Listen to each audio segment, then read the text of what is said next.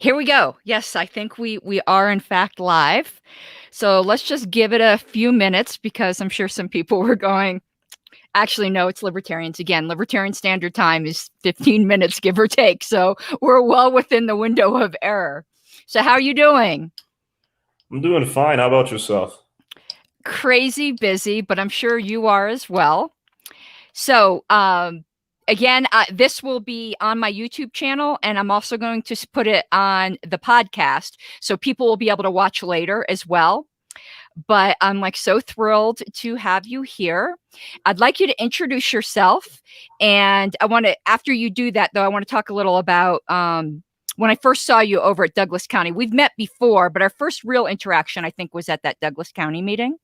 But if you could introduce yourself and just give a little background or whatever you'd like to say, I'd love that. Okay.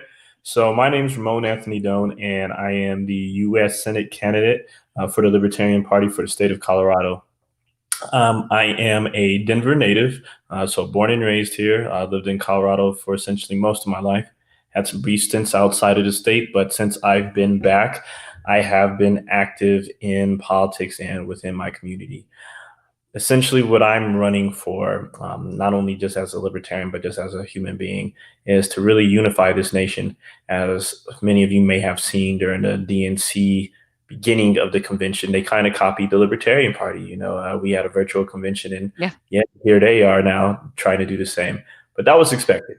What else was expected was the fact that they kind of dissed third parties. They said, hey, you need to vote for our candidate, which is typical politics. But as of right now, we need to vote for policies. We need to vote for sound, actual governance, not just we need to get Joe Biden in there for somebody who's been in there for over 40 plus years. And we're just talking about president. I'm running against the former governor and a current incumbent on the Republican Party named Cory Gardner. He has not helped this state at all. Matter of fact, most people can say that they've never really seen the man.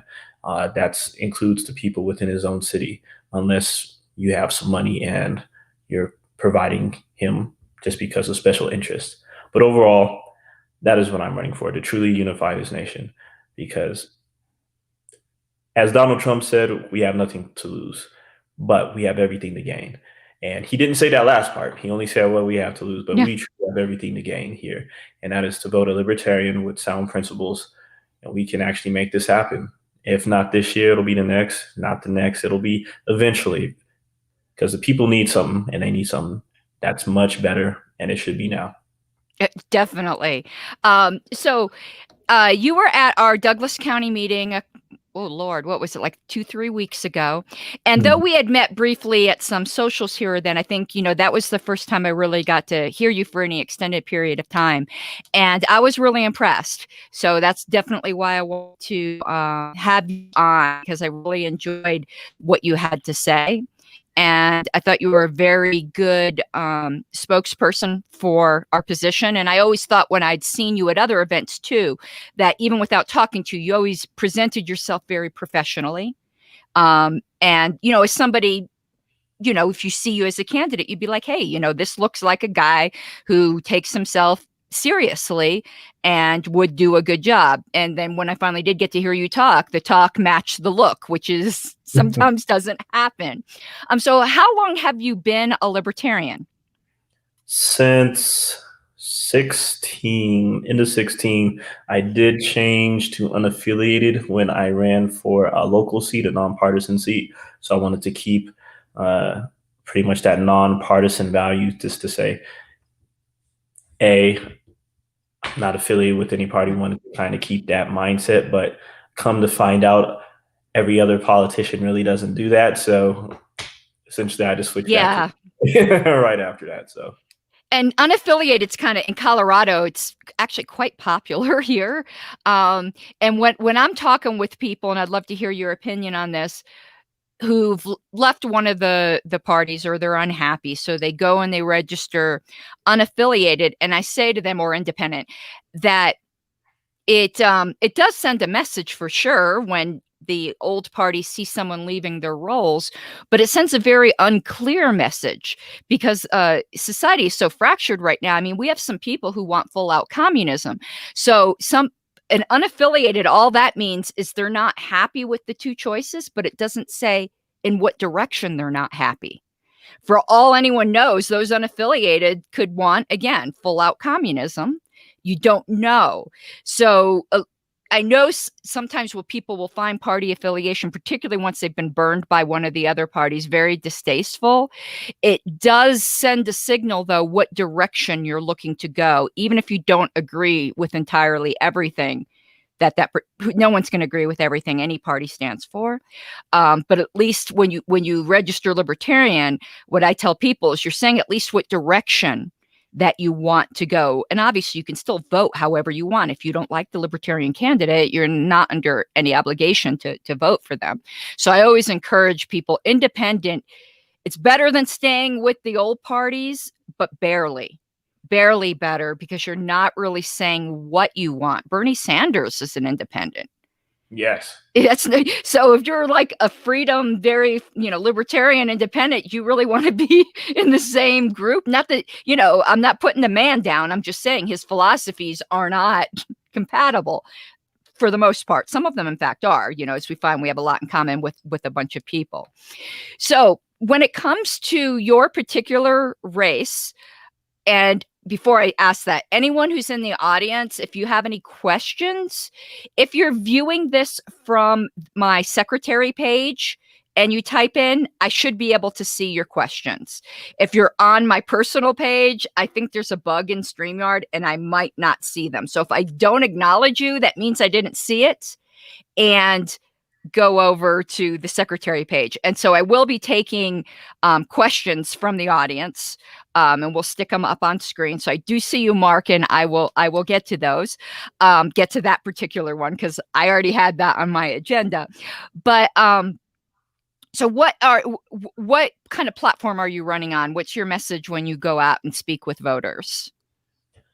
Pretty much I'm focusing on, really my platform, I guess, is to focus on three key issues. Legalization of marijuana, because that really hits home, but make sure that it's on a national level. I think because Colorado has grown so much, the fact that we have so many people from different states and marijuana hasn't been legalized there. And I'm not going to say they moved here strictly for that, but that might have been an underlying factor. That's really hitting hard. Immigration, not necessarily just full-blown open borders, because right now with our executive leader, we're not really making friends. We weren't making friends before, but now it seems as if we're just asking for enemies. Like we're just saying, hey, do you want to be my enemy? That's a problem. So we should still participate in a vetting process, but still actually promote immigration to a point where if you want to live here, you're definitely free to do so, as long as you practice personal responsibility.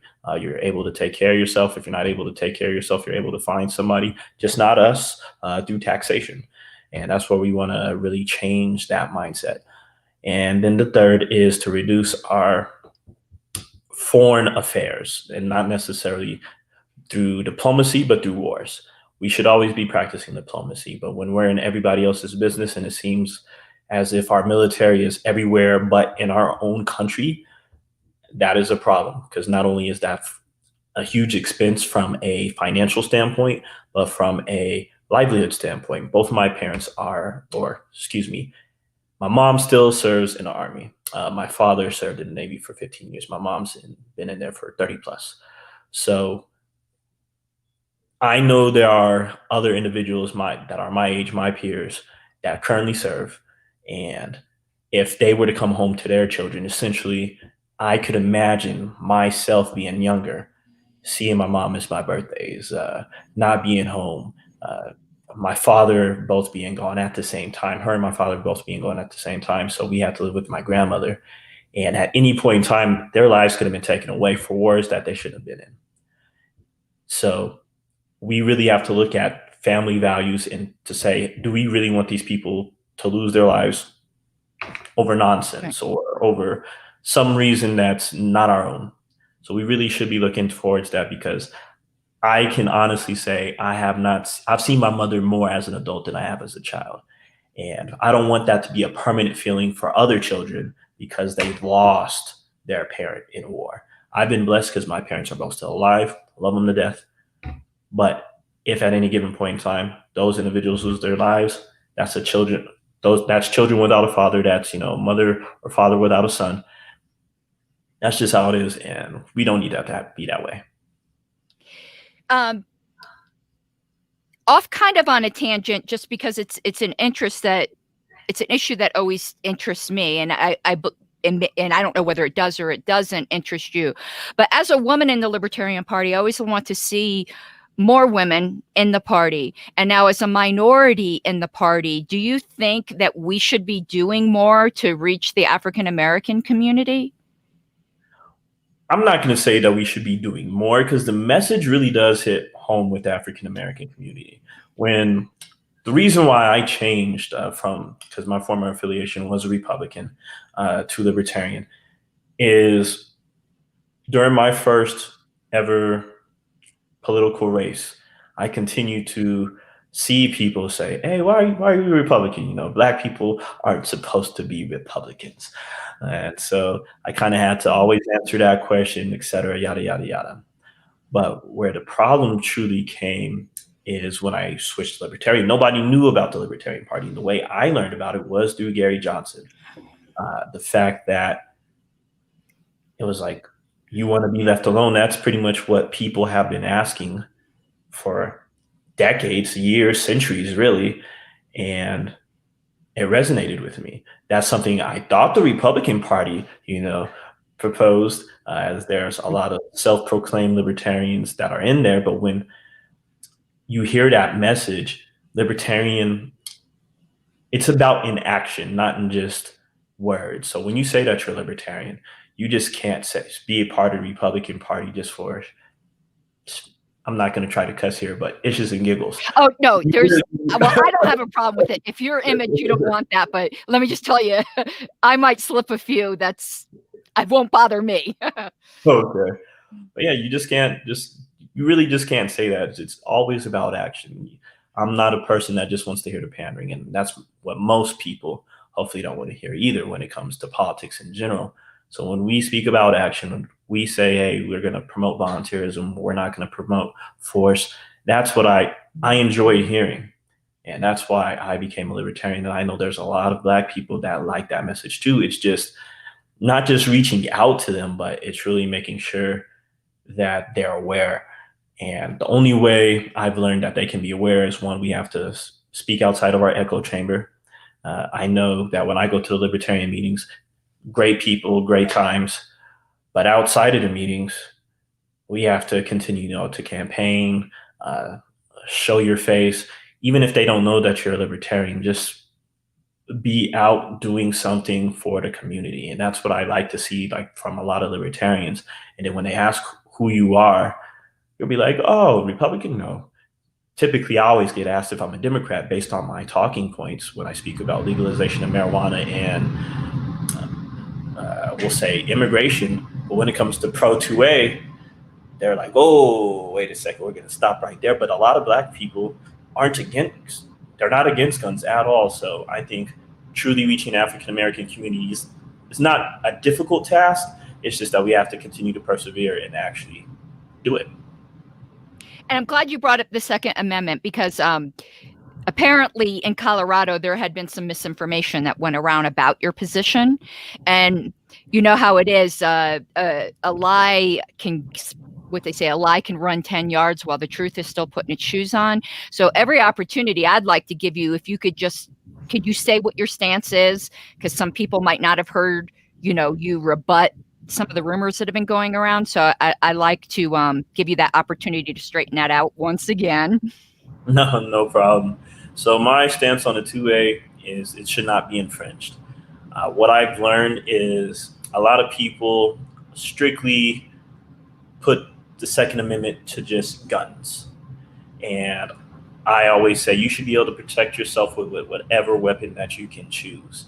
Because sometimes, if, let's say, you use your own hands, I've been lucky enough to know a couple of, I won't say professional fighters, but semi-professional, and your weapons can be registered Your hands can be registered as weapons. Your feet can be registered as weapons. So as long as you have the means to protect yourself, that's why I'm pro 2A in any way, shape, or form. If you have a weapon, a gun, fantastic. Knives, fantastic. If I guess I'm not going to go and say a flamethrower. If you could carry one around with you all the time, that's fine and dandy. But hopefully you don't really are put in a position to use it, and hopefully you're trained to use it, because we don't want houses to burn down our property, because then you'll still be violating libertarian principles.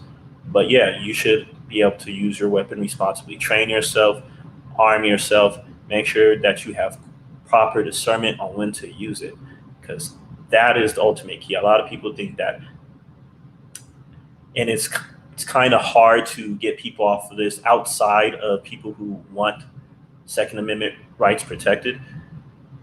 They just think that they're gun happy people and they're just going to randomly use them unresponsibly, like irresponsibly, excuse me. Unresponsibly is not a word, irresponsibly. And that's where we have to really knock down that stereotype. We should promote responsibility as we do with everything else when it comes to weapons. And as long as you do that, you're going to be able to convince other people, hey, we're not using them irresponsibly. Awesome. And just so that some of the people watching know, I'm going to wrap with you for about 5 minutes more, and then I'm going to get to some of their questions so they don't think I'm ignoring. But there was a few things that I wanted to get out front. So how's it going with your fundraising? And I wanted to give you an opportunity when you answer, if you could tell where people could go if they'd like to donate to your campaign. But I'd like to hear how it's going and what your goals are and what you're doing with the funds you're raising.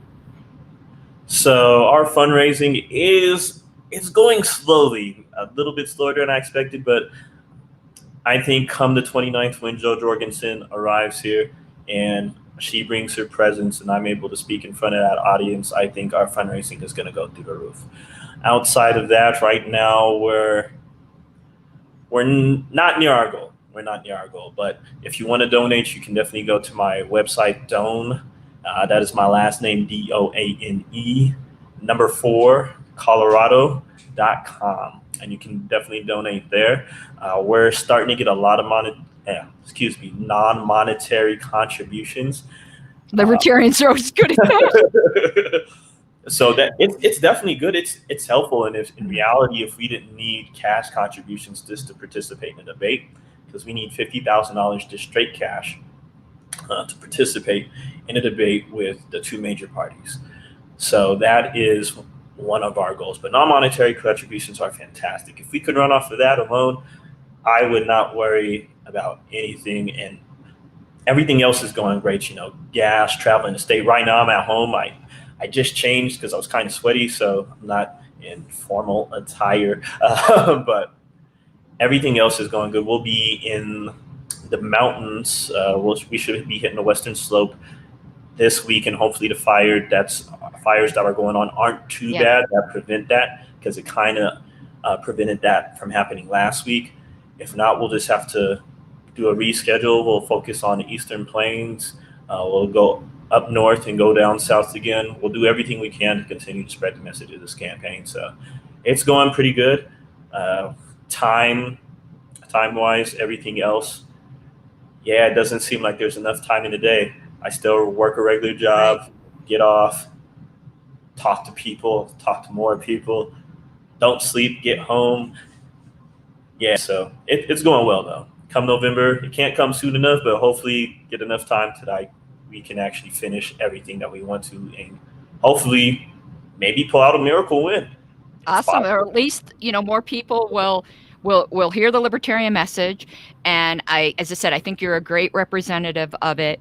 And though I'm not into the identity politics the way the Democrats are, I do think representation is important, to see different kinds of people, because we have a reputation too much of just being the party of old rich white men. Not that there's anything wrong with old rich white men. If they want to throw some money your way, I hope they do. But representation does matter. And I didn't used to think that so much until I started visiting a lot of state conventions, and people brought their little daughters to meet me. And I saw the reaction of these little girls who were interested in politics, where they saw somebody that was like them and it helped inspire them. So it does matter. We'd like to think it doesn't, but in a lot of ways it does. And I think we're foolish not to recognize that in a healthy way, not in the very unhealthy way sometimes that it's done when people are using it to beat other people up. That's wrong. But I think we're foolish to not recognize that, you know, the younger people get inspired by people they can relate to. And whether that's been by us, somebody who has the same hobbies or someone that has the same heritage, we have that in our DNA to be attracted to that. And I absolutely did not understand that until I started talking to a bunch. When I say little girls, we're talking 5, 6 years old, but they come back year after year to see me. And I was just so inspired by that. And it really did do a shift in my worldview as to how it is important to be a role model. Do you mind saying how much you've raised so far? If you don't want to, that's okay. I'm just always curious as to how libertarian campaigns are doing. So as of right now, I'm gonna have to take a look again. We're around a little over $3,000 in cash. Non-monetary contributions, just from what was promised versus what has actually been received, is completely different. Um, we're at about 4,600, but what's promised is 14,000. So as of right now, if we can truly earmark that stuff, hopefully by the end of this month, like they actually send it, Yeah. um, we'll be doing great. I know we actually just received something in the mail, like for a giveaway. So I don't know if you're familiar with like some old Bronco envelopes, like from when they won the No. Super Bowl. So I'll be posting that on my social media. Somebody sent that to us, so we're gonna be giving that randomly to some people who donate to our campaign. So we're gonna be sending those off. So. All right. Awesome. So great. I'm personally going to, I can't give much, but I'm personally going to be donating after the show here. And I would challenge everyone, even if you can give a lot, please do. But don't think that any gifts don't matter. I encourage everyone, if you see a candidate you like, try to donate at least something, because not only does it help their campaign, it helps morale too. When people step up and put money on the line for you, I'm sure then you have some support and you're not out there just doing it on your own. So I do hope everyone who listens to this now or in the future will consider going to your website and helping you out if they like what you had to say. So let's go to some of these questions. Now, answer them completely honestly. I might give you a little bit of pushback. This might be the little bit of pushback on point. I realize you realize this as well, because I heard this in your Colorado Public Radio interview, that there's quite a wide spectrum with libertarians. And actually, I'm going to start it off with a question of my own, with an answer that you gave on that show that had some people, I don't want to say upset. Libertarians get upset over everything. You know that our superpower is getting all lathered up. But I think I'm going to have an unexact quote, but you'll remember where you had said something like, we're not all anti-government people, or something to that extent. And as now, me personally, I'm an anti-government person. Philosophically, I'm an anarchist. I think you already knew that. And there's this wide spectrum. So I'd like to know how you handle that, or how you see these various points of view holding together. And like, what is your view on people who might be more anti-government than you are in the party? I can tell you my personal view is anyone who wants to reduce the government, I work with them. I don't have purity tests or things like that. But I'd be interested in your particular point of view on that subject. So I would put myself as more of a pragmatic libertarian. As you probably already know too, I do work for the government, and I do see a small need for it to still exist. I am a firm believer in minimal government, uh, simply for the fact that there are still things that should be protected and that the government should govern over. The military, as much as I just spoke about, Mhm. foreign affairs, I do believe that if we are attacked, we more than likely will go to war.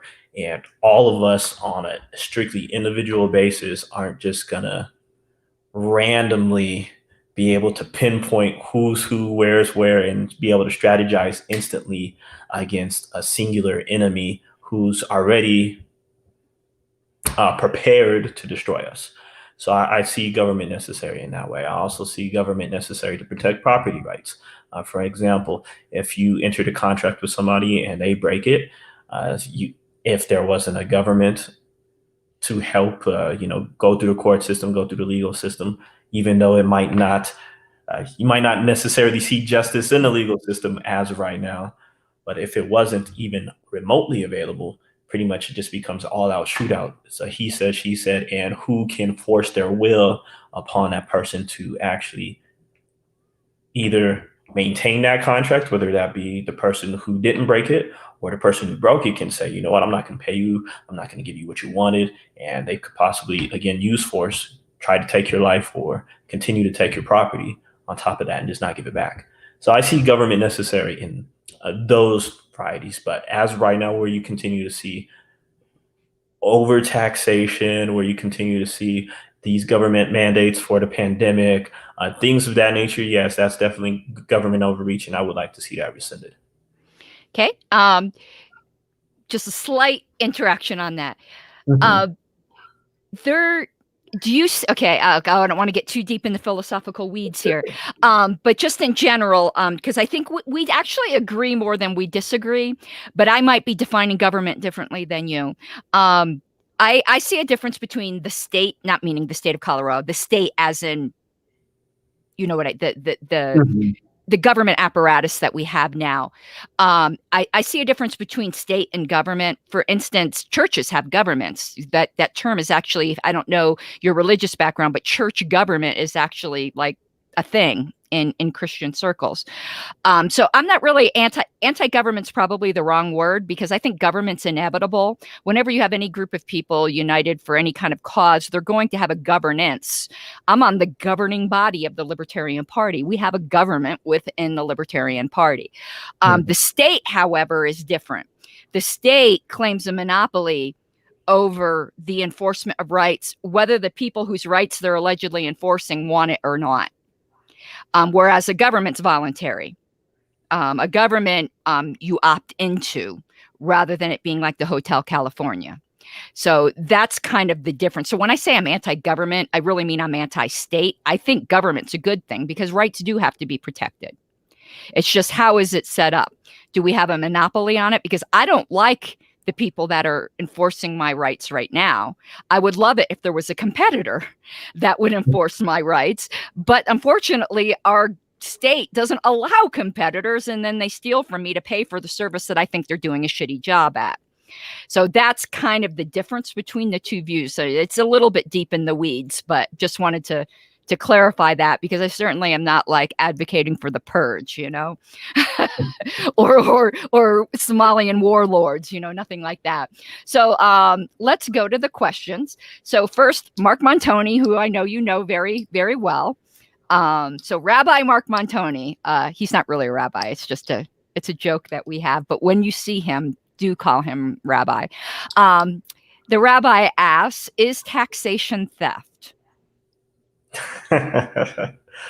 As of how it's conducted right now, yes. When you give your money, or let me rephrase that, when the government continues to ask for money from you and they do not actually do anything that you ask them to do, then yes, it is theft. For me, my profession is taxation. So I'm very familiar, especially working on the collection side of things, of actually garnishing people's wages and stuff like that. So yeah, I'm very familiar with that. Okay, I was trying to figure out how to get it on the screen. Now I'm going to have to figure out how to get it off the screen, though Mark might be up there the whole time. So do you think it's ever proper to take money from people for services if they don't consent to having the money taken from them? They shouldn't, but I think this is where even one of my slight disagreements within a Libertarian Party, even though there are some people that agree with me, and I'm certain that there are people that disagree with me as well. If you ask to participate in, taxation, then by definition, it's not theft. So it's one of those fine lines, and Oh, I figured out how to get it off. Wonderful. okay. So, okay.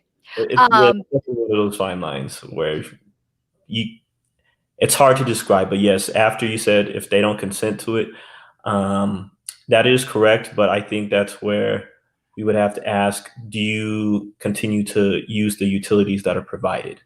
And if the majority of people, it's like letting someone live in your house, rent free. If at any point in time that you decide to charge them rent and they continue to want to stay, are they stealing from you even though they're still continuing to live in your house? And I think that's when it comes to residency, it's one of those, I guess, talking points where it can. Granted, I don't know how much time we can have because we can talk about. I don't have a Oh, yeah. limit. It's more your limit. Okay. I usually try to keep it around an hour, but I don't have a limit. I always love these kinds of discussions. Okay. So, like in taxation, and just in one of my old tax classes, there's this concept of that property tax is technically the only type of tax that is valid because it's based on a finite amount of resources. Income is variable, sales tax variable. Pretty much any type of tax outside of property tax is variable. Your property is finite. You know what it is. You know how it can be assessed. It has a value. People can actually place a certain dollar amount on it based on how the market dictates. And that's something that, within libertarian circles, we always say the market provides. The same thing can go with housing. The same thing can go with land. So when you say, is taxation theft? Yes. When you don't consent to it, just to keep the answer short, yes. However, if you continue to use the utilities provided through said taxation through people who voluntarily decided to pay for it, then at that point, you are technically stealing from them. So it's if you're forced to use those though, because the government state won't allow a competitor. True, that is true. But at some point you have to ask, do you want to live in that area? Because if, let's say, you bought property in that area, mm-hmm. by definition, you do not have to leave your property. And let's say the government's like, you know what? You can stay in that house for the rest of your life. You never will have to pay any taxes. You can work from home. You can get utilities tax free, your energy bill, your water bill. But if you decide to start driving, if you decide to start doing anything else, riding the bus, if you decide to do any of that, you have to participate in our tax society. So that is the argument that I know people have presented me, especially when I'm on a campaign trail. Mm-hmm. And I've had a couple of libertarians come into my office as well too, when I actually saw people face to face, or I guess you can say my enlarged cubicle, and they're like, "Yeah, we looked you up because we saw your name hanging on here." So I'm like, "Yeah, I understand." So outside it out, without getting too deep into what I can do for them in a taxation standpoint, working for the government. Those are the talking points that are presented from people within the Libertarian Party and then outside of the Libertarian Party. So it's always a great discussion, but I don't think you're necessarily going to get any collaboration fully with saying to get rid of taxes completely. So that's my goal, is to truly minimize them to the point where people can understand that, okay, we don't need all these welfare systems because now nobody's really on welfare. We're actually creating nonprofit, or we're allowing these nonprofit entities to help take care of these people without you having to pay income tax. Maybe someday we can actually get to the point to actually practice Georgism, where only property taxes are there. Maybe only sales tax. maybe only income tax, maybe just one type of tax at the very bare minimum, but I don't see taxes going away. I am a firm believer in Benjamin Franklin's stance on the only thing guaranteed in life are death and taxes. I just want to make sure that I live as long as I can before I die and I am not taxed to death. Funny thing is, though, to really go off in the weeds, if you're following the latest in medical things, they're starting to talk about death not being inevitable. So maybe there's hope for taxes too. Well, if that happens, I'm gonna look into it. Yeah, But they're talking. Not that I'm so sure. That is just an interesting thing where they talk about functional immortality, but and transhumanism and all that. But okay, we're really going into the weeds there. Dave asks, let me see if I can get it on the screen because StreamYard changed its interface on me and I don't like it. There we go. So what is your stand on national defense? You kind of touched on it before, but maybe you could expand a little bit. I'm not sure exactly what he means, so you're going to have to guess a bit. I'll just say pretty much what I continue to say throughout my campaign here is the fact that we should be practicing diplomacy more than just going out to war. So we should definitely be promoting peace rather than all of the activities that we're constantly doing. If we can actually interact with our allies on a more collaborative basis, so let's say, as of right now, we have bases in quite a few countries. I'm not so certain on the actual number, but let's say we'll throw in Germany. Right now, I know that Donald Trump was preparing to remove some troops from Germany, and he did not speak to the prime minister or the chancellor. I can't remember. I think it would be chancellor for Germany. Yeah, I think it is chancellor.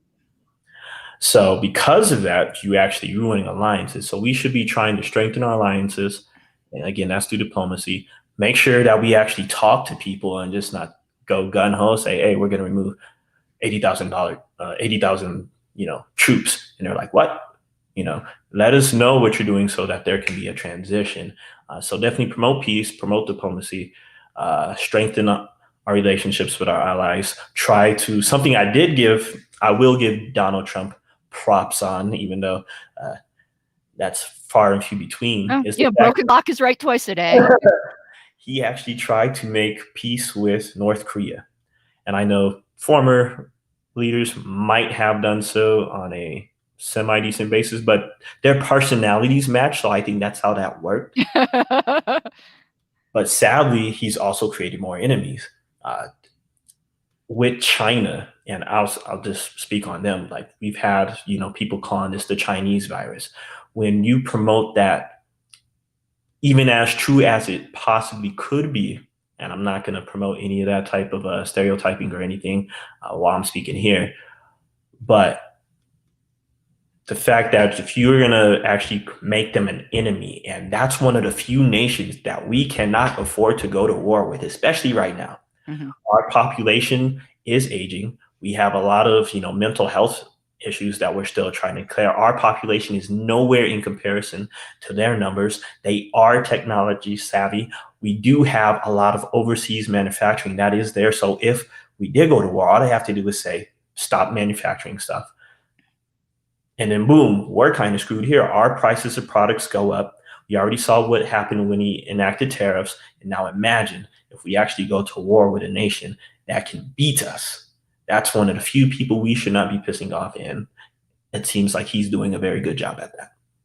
This might seem somewhat like a tangent, but I was just looking at it today. What do you think, speaking of China, about Trump wanting to ban TikTok, if you know anything about it? If you don't know anything about it, that's okay. But it's because Chinese government spying, all that. I was wondering if you had a position on it, because I've been trying to figure out what my position is on it. I really not sure on that. No, I don't think he should try to ban TikTok. That one, I do stand firm on that. The fact that he has, and it's alleged spying. I'm not going to say it's a guarantee. I do not work in cybersecurity. Again, mine's is taxation, so I can say how much money people have made off of TikTok, but I can't speak on any of those cybersecurity issues. What we should be recognizing is that if TikTok is spying on us, what other apps that are based in China could be doing the same thing? That is just one app. And if you have an Android, if you have an iPhone, how many others are there? What is their use? I think TikTok really got the mainstream headlines because it is widely used. I almost began using it for my campaign just to start creating videos. But once he started to say, "Oh, we're going to ban it," I was like, "Well, no need for me to get on now." But we really need to start paying attention. If that is his mindset, there are going to be a whole lot more apps than TikTok, and that can set a bad precedent. And considering the fact that our government can spy on us, the Patriot Act. Oh yeah, well that's Yeah. a given, right?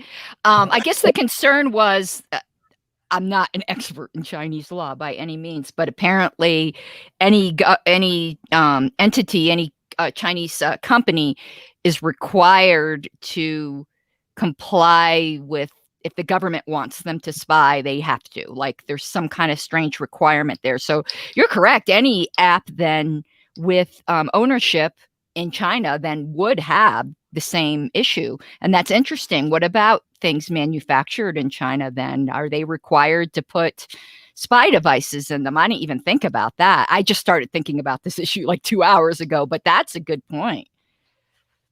No, definitely we have to pay attention to that. And we're only speaking about TikTok. Like I Right. know from China, but we have a lot of other products based out of Thailand. We're talking about Vietnam. Uh, China does actually have interactions with with Laos, Cambodia. So what if they just rebase like that particular company, rebase their operations in one of those nations, and they continue to do the same thing? It's really just finding a loophole, and I don't think that's understood. Our government should be suggesting that we stop using apps, kind of similar to the pandemic Yeah. mandates. Suggest that we stop doing this because this is something that can happen. If not, if they're going to do it as a mandate, then they're no better than the Chinese government. They are starting Yeah. to promote communism in that fashion. But I could see they were saying that government employees on any government-owned device shouldn't have that kind of app installed on it. And that sounds reasonable.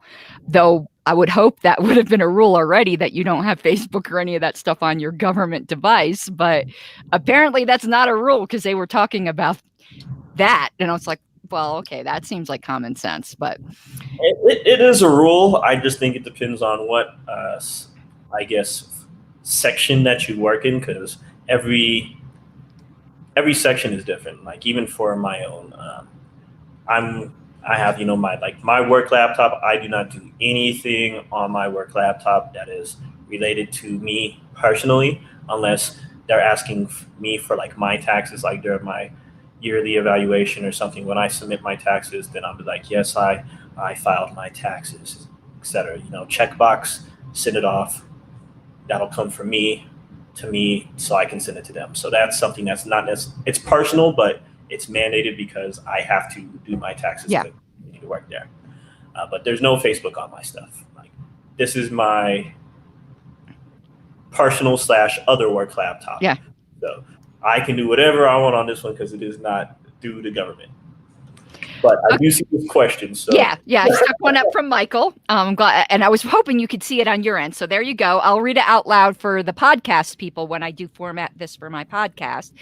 Michael Downs asks, how should federal pensions, civilian and military, be handled from a libertarian standpoint after shrinking the government and lowering or eliminating taxes? Something that I am big on is maintaining contracts. So when you make a promise, you should do your hardest to keep it, but make sure that people understand that if you're unable to keep this promise, lay out why. Kind of similar to how the state pension system is, with PARA. So this will actually be a pretty decent question. Once you reduce government, you reduce employees. You'll pay out the people who are currently on the pensions. You'll pay out those promises that are made, and then for the future employees, you just say, hey, you're going to go on more of what is called, something that I'm on is a defined contribution. So instead of being part of a defined benefit where you're guaranteed a pension for the rest of your life, you're going to be defined contribution based on what you put in, similar to how Social Security should be. Should be. Should. Oh, that's the operative word. But that's pretty much how it should happen. Once you begin to lower taxes, again, I don't believe that taxes will be completely eliminated. So more than likely, there'll still be some positions based off of taxation, but you will probably also have some positions based off of fees. Hopefully, not too many are based off of fines if you can eliminate that, because government still functions off of four things. That's taxes, fees, fines, and leases. There's a variety of taxes, variety of fees, variety of fines, and a variety of leases. At the very least, nobody compares or complains about leases, except for maybe libertarians. We complain about everything. Outside of that, yeah, like fees, you'll probably see government employees' wages still paid by fees and possibly fines, and minimal version of taxes if we're able to reduce it to a standpoint or to a point where we don't have to rely on too heavily anymore. And I'm just going to put a few comments up. They're not necessarily questions, so you can comment on them. Here we go, Mark Montoni. No worries. I have several jobs, Mark. The government does not pay me that much money, so I do like notary signing agent stuff. I know people see me do bar promos. Sometimes you might see me as a model. Hopefully, you won't see one of the old catalogs I posed in. But yeah, I do a lot of stuff. I've never seen Mark use so many emojis, so that's amazing.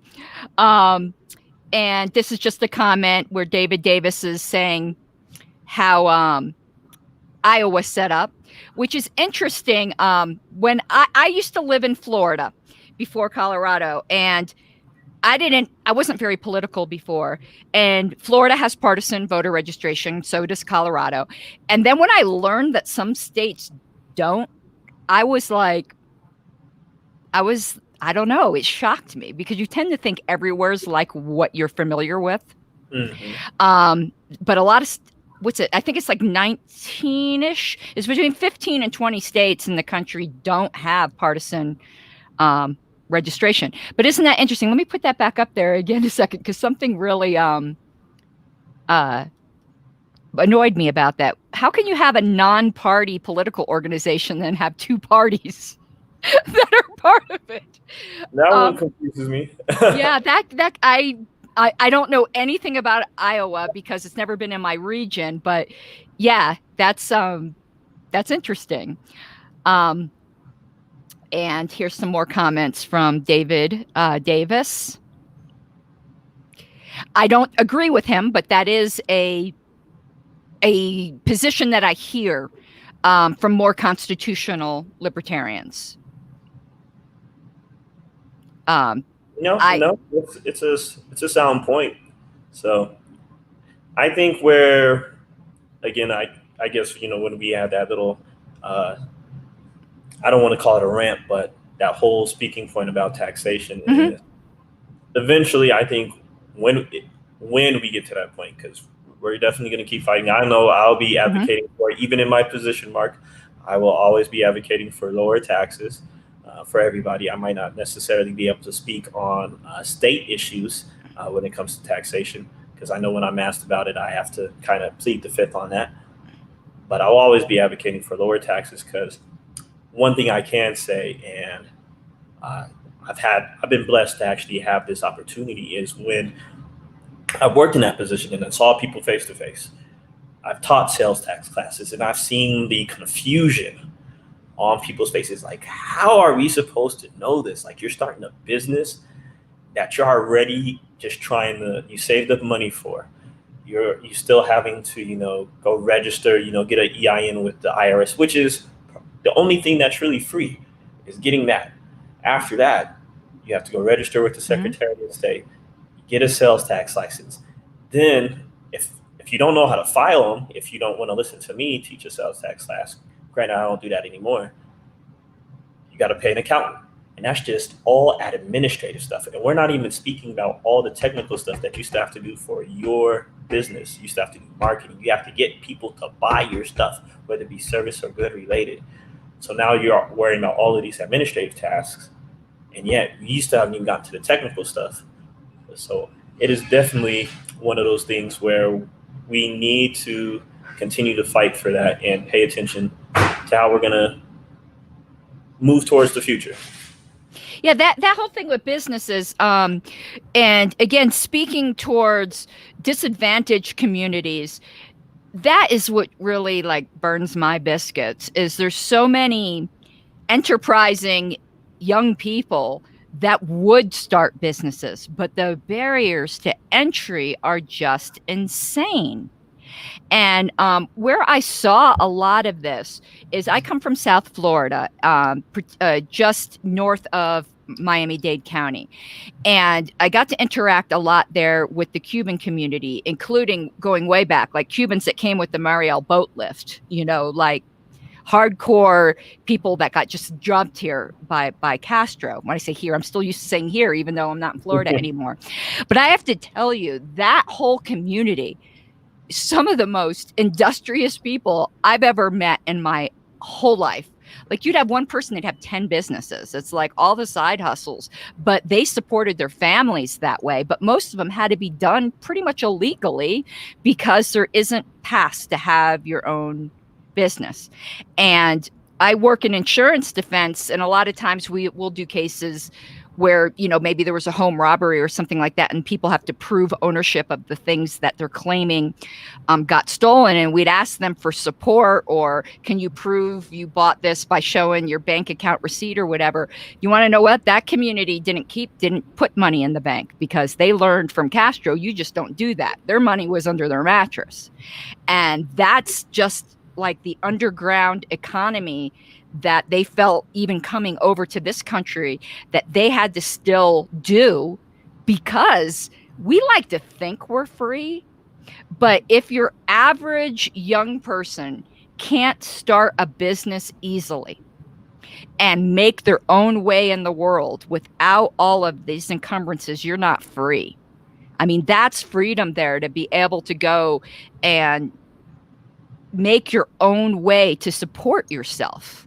Mm-hmm. And it's so difficult right now. And people don't realize this, but it's the big companies that love the regulations. People go, oh, no, it costs them money. They don't like it. Of course they like it, because it keeps, once you get to a certain size and you can afford it, you want more regulations so that there can't be young upstart competitors. Yeah, we see that with the oil industry. So yeah. I didn't realize that. It's somewhat counterintuitive, but it is in fact the way it is. Wayne had asked for you to clarify your position on the Second Amendment, but you already did that, because I got right on that. Because actually, I'm kind of really upset that that misinformation went around, because honestly, I told you this. In the party ballot, I originally did not vote for you because that's what I heard. And I don't vote for gun grabbers for anything ever. And then when I learned that wasn't your position, I did vote for you in the primary, because I was like, I felt like I was lied to, and I was really upset about that. So I'm kind of like your cheerleader in clearing that up, because I was one of the people that I regret the way I had voted in our internal race. I love Galen. He runs every single time, but he doesn't run an active campaign. And I'll vote for the active campaign any day of the week and twice on Sunday. And you're running a real campaign, which is what we need.